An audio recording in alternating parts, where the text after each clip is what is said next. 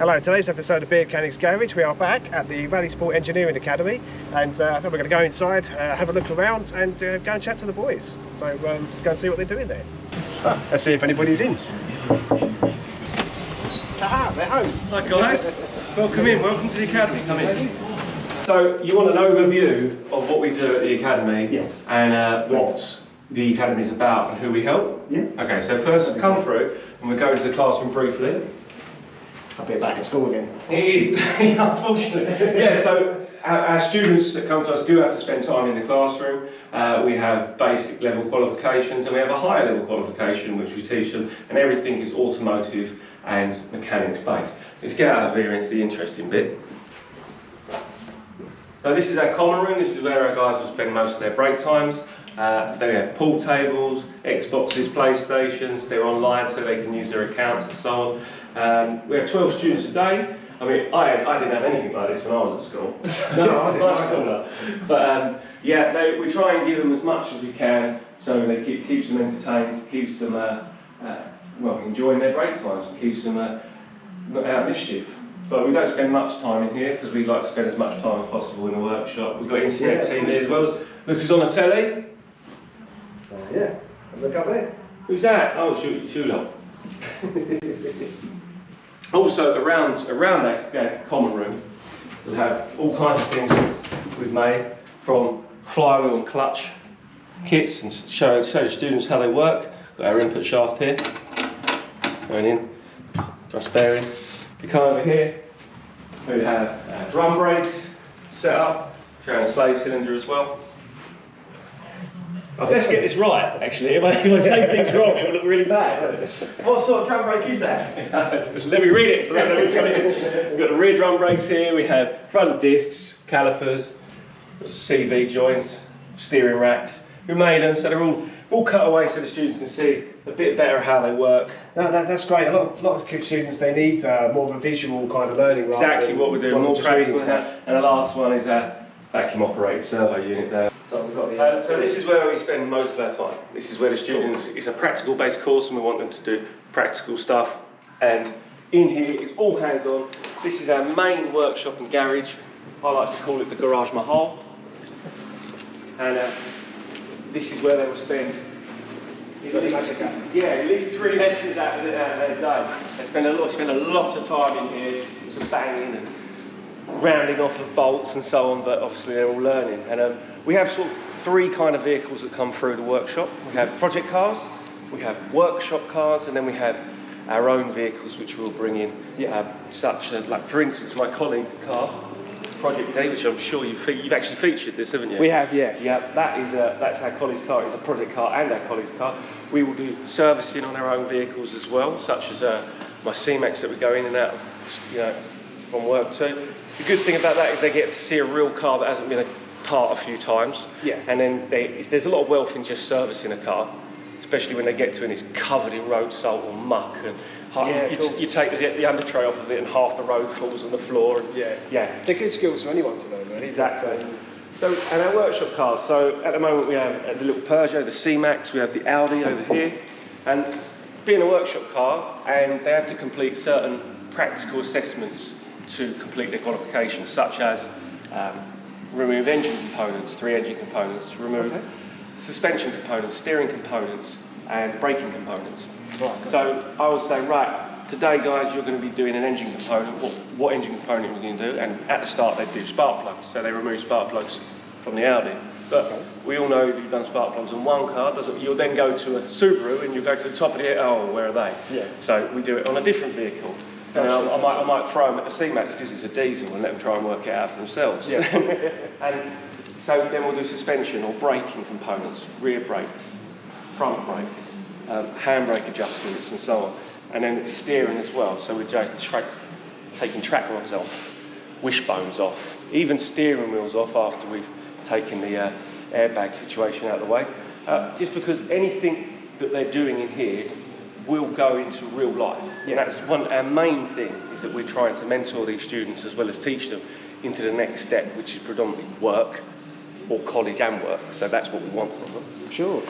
The other project, back to the project car. So we've got Project D, which is super cool. We've now purchased a Focus ST, which is sitting on the ramp there. Okay, so that's the donor car we were talking That about. is the donor car. So this one over Let's have a here. quick look at, I'll let you guys have a quick look around the donor car. I believe we bought it for £3,000 from Southend. Nice guy in Southend. He had a really cool plate on it, which we're going to keep under wraps to the reveal. But he let us keep the plate or auction it off for the project. Excellent. Really, really nice guy. He's got some super cool mods on it. He's got the block mod already. What else has he got? A stage 1 air tech intercooler, ram air induction kit, an ECU relocator. Excellent. eBay 3-inch exhaust on it, but now it's running the Miltech Ultimate. Yeah. He's very loud and he's got a mapping tool and he's mapped the pop and bang map on it and the students love it. I'll bet. I find it really obnoxious at points, but it's, they love it when it pops and bangs and spits flames. And that, We had a little listen earlier, and I think my ears are still ringing. but the whole point is, our students, young guys and girls, that's what, when I was 15, 16, 17, I was in the max power era. So I saw Novas and Fiesta RS Turbos and stuff, and we wanted that. That was the big thing we wanted. I wanted a Nova on the floor, 2 litre red top, and I never got it. I got an E30 instead, which is super cool. But and they're still into it. They want things that are fast. They want fast cars. They want fast bikes, and we try and infuse them with our project. So putting the ST engine in D, making it a fast road car now, will keep them interested, because the best way to learn is if you're interested in it. When I was at school, I didn't learn any maths, history, you're not that bothered, so you don't really pay that much attention. I didn't anyway. So, but vehicle mechanics, cars, they're really into it, and a lot of them get right on it and they really enjoy it. Yeah. However, not all of our students are that bothered. We've got one who's a really nice guy and he will go on to do good things. He wants to be a boxer, go into the army as well, but he's very practically minded, and this is all transferable skills. We've had guys that moved on to fitting UPVC windows and doors or carpet fitting. It's all practical skills that we like to try and engage with them. So the ST's engine's going into D. That's probably something for another day. Yeah. We've just been given this Clio 197. Is it a cut? Or is it a 197? Is it not 192? I think it's a 197. Please, anyone on the channel that's going to comment now, that is definitely a 192. Yeah, we've been given this, and we're going to turn it into the sort of the Renault Cup version that will follow the touring cars around. So like the support race, the livery, the suspension, the bucket seats, and hopefully the roll cage and so on. So that's kind of what we're at with there. It's super cool because it's modern. It's got the ABS. We don't get lots of LED lights at the back of the thing, so it's probably the newest car we've got, which is really good because it's the more modern stuff we can't really afford. Yeah. Other than D, obviously, but this stays in the workshop. Now this is really interesting. Until Project D come along, this was my colleague's main project, and so many years worth of students have been involved in this. So this is a Mark 3, is it? Yes, I think it's a 3. 5. It's a 5. I'm glad someone knows what they're talking about. This is a Mark 5, yeah. I've been looking forward to having a proper look at this. So this is a 1.7 Puma VTEC engine out of the Ford Puma, which was a cool car on its own. Yes, I have one. Did you? Yeah, they're really good. They did like a sport version, a wide arch kit. But anyway, the Fiesta, the engine bolts straight in, and it's super cool. And it was a great upgrade straight away. And the the students really enjoyed doing it. However, we thought, where else can we take it? How far can we go with it? So when you've got one in the front, we thought let's put one in the back as well. So we bought another Puma, and we've basically put the whole of the back, the whole front of a Puma in the back of this Fiesta. We cut the floor pan out, the arches, the petrol tank well, the floor's gone, everything. And we put the turrets, these are original Puma. We put it all in. It's, that is mental. We made a jig up of the original wheelbase of the Fiesta that bolts to the wheel nut studs. Gotcha. So we could get the alignment at least that way, and then we done height adjustments and so on, done measurement. It was a lot of measuring, a lot of thinking. Yeah. And the students don't do the welding, but they do help us with the fabrication of making the tubes, bending the tubes, and the radiator at the moment is in there. We're not sure whether it's going to be encased and so on. They do run. The gearboxes are linked, and we're working on the clutch at the moment, and we've got 2 hydraulic handbrakes. Yeah. and so obviously two master cylinders, and we're working out to put one pedal on the 2 hydraulic handbrakes to engage both clutches at the same time. That's amazing. Yeah, it's a bit of a, mainly my colleague, but it's sort of the students' effort. Everyone, you know, I've helped out in it as well, and it's super cool. We've even had help from Jones and Wymark, which is the metal firm down the road. They've donated stuff to us. They've given us help, welding materials, and then some colleagues have come in. Some other colleagues from next door and other friends have come in to help us. But it's on the back burner at the moment because it's not really ever going to be road legal. So he's focusing on D, which obviously we can take out there. And the whole point of D is to sort of try and get the autism side of it out there and more aware for other people. Right, sure. So I love the motorbike. So at the moment in the workshop we've got the Suzuki Bandit 650, a little Julian, is it? I don't know, it's a Chinese something, isn't it? It's a Chinese something. I don't know whether it's Julian or Chujin, something like that. But yeah, it's a Chinese something. This was donated to us as well. And this was donated to us. As was this donated to us. And most of the cars in here are actually donated to us.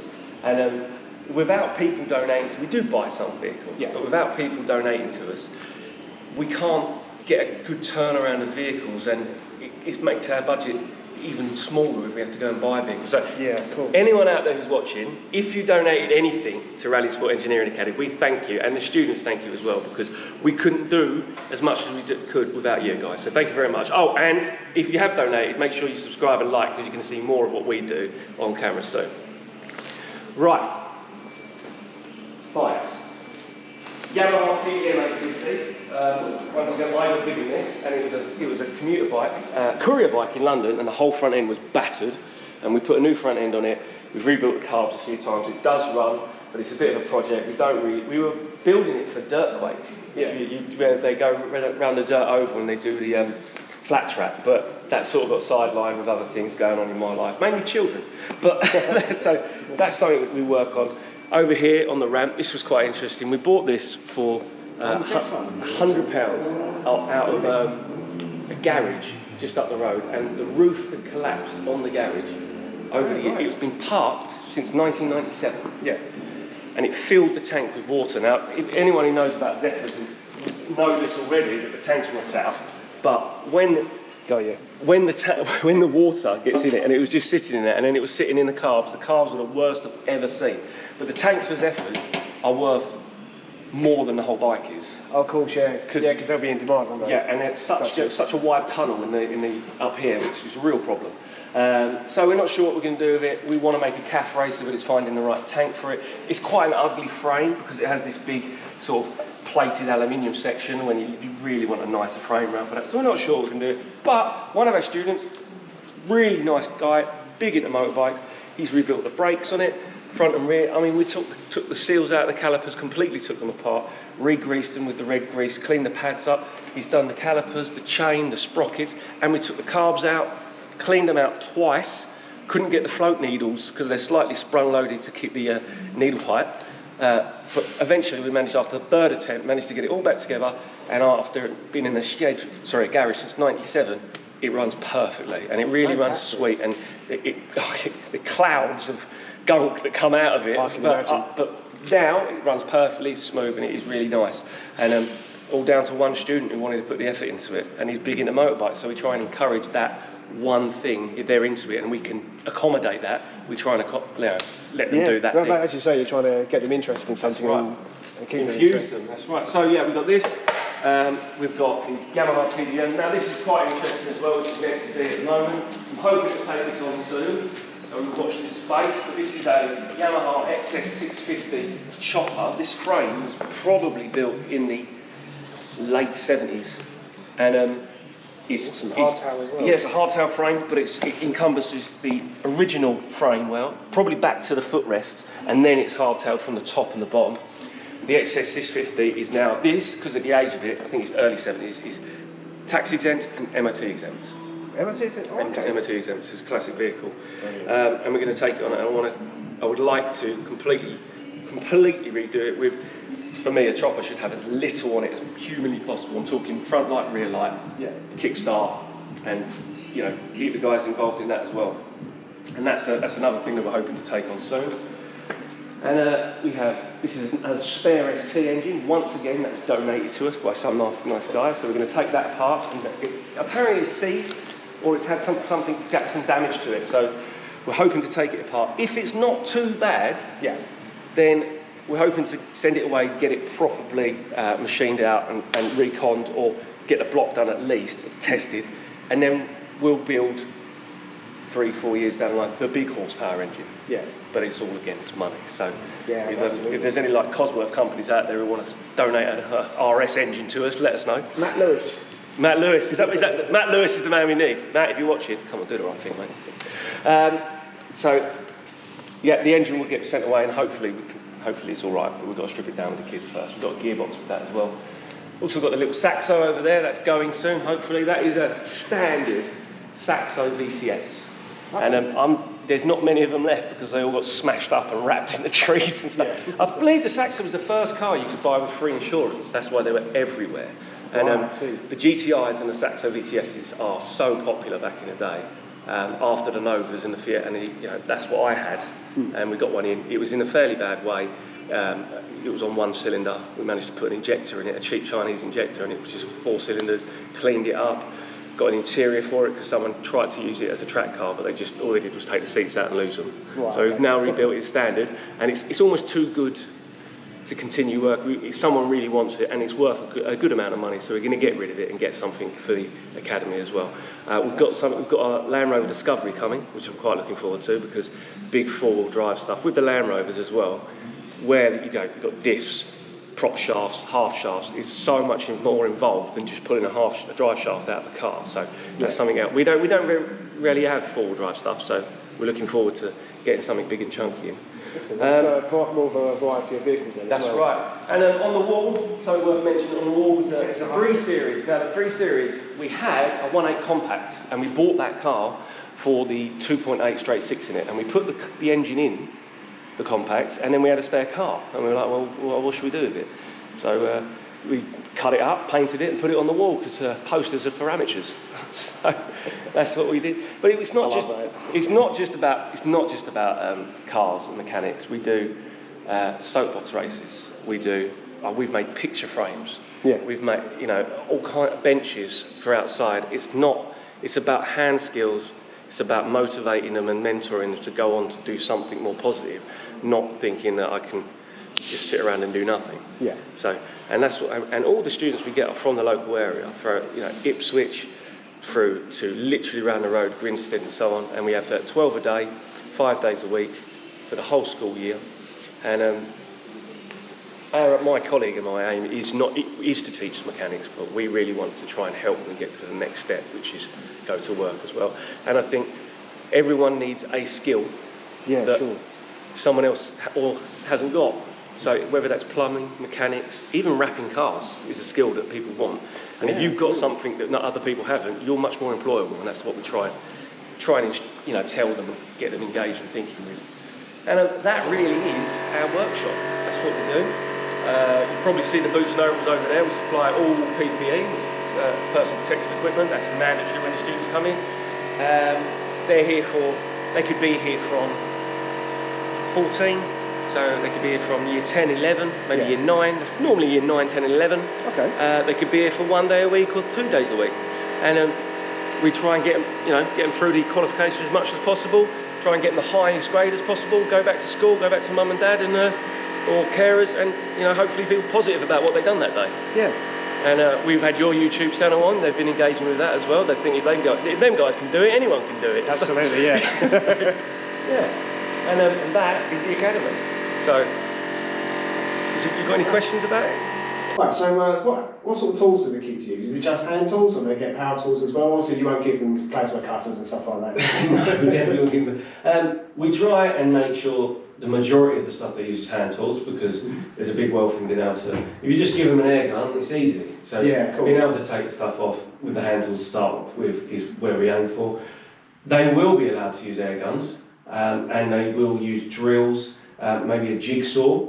But that's always under supervision with the drills and the jigsaw, like one-to-one supervision, and they have to wear the correct PPE, goggles, gloves, even a hard hat in some respect. But we can't do any welding, we can't do any grinding, with abrasive tools or hot work because we can't get insurance for it. Sure, yeah, that makes sense.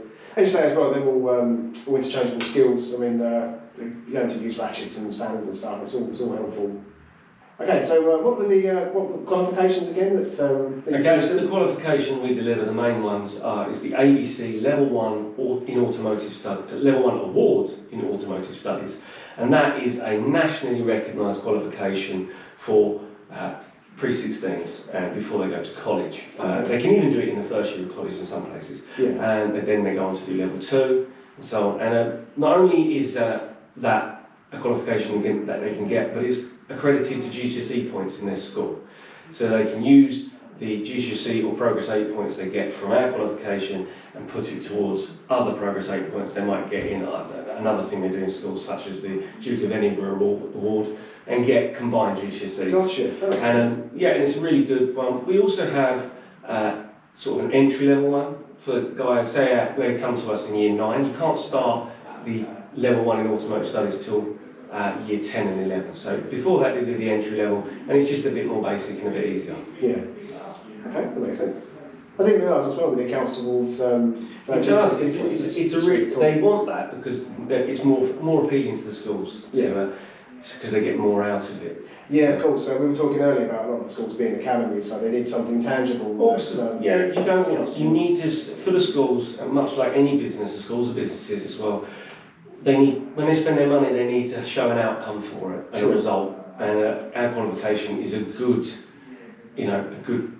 platform for the schools to go, right, I'm going to spend that, but we're going to get this out of it, and the student is going to achieve this, which is benefiting them. Absolutely. Yeah, that's fantastic. Okay, and I suppose lastly, how do the students actually involve themselves in your course? How do they contact you? Yeah, okay, so there's, if they were attending a school, they could go to the school, say, right, I want a group of students to come to you, to Rallysport, and then they will phone us, send the students down here for a trial day. If they like it, then they will enrol them. Also, there's people such as social services, CSSs, different private schools or schools like special schools, even minority schools that they have where there's not many students there. Or there might be schools such as ones that they have extreme anxiety and they come here with TAs and that we help them with, trying to keep it positive and trying to give them some encouragement. Sure. And otherwise, we have had some students that we referred from parents and who are homeschooled, but it is quite expensive to join us for a school term. So that's why normally schools use their budgets that they get to send them here. So normal referrals will be schools, social services, local councils, and smaller schools and education establishments. Okay, cool. So is it just the schools in North Essex, or is it? We have another site in Wickford, which they service the south of Essex. We can have students from the local, because we're central Colchester, from Grinstead, all of our locals, town, cities, all the way to Ipswich. We've had students from Chelmsford. We'll have anyone that is willing to travel to come here and work with us. So, at least right at the start of the term, as we're filming, and it is early September, and we are completely full. We have we have no space left, and we have students waiting to come to us. Okay, that's good then as well. Yeah. That's really cool. Good. Okay, that's it for today. Thanks very much to Jim and to Aid as well for showing us around. No, thanks for coming. Displaying everything. Yeah, thanks for coming. I'm sure you'll be down there again filming. You're welcome to use the ramp at any point during the 6 weeks holidays and the half terms. Thank you, that'd be great. That's such a godsend. It's really good. And if you like what you see and you want to see more of us at Rallysport, please hit us up on our Insta, Rallysport Engineering Academy on Insta. And thanks for coming. And we appreciate you guys putting us on the channel, and hopefully it'll get us out there and help you guys with your content. Yeah, definitely. That works all round. Thanks again, much appreciated. And catch you soon. See you, mate. So like and subscribe if you haven't already, and we'll see you in the next one. So bye bye.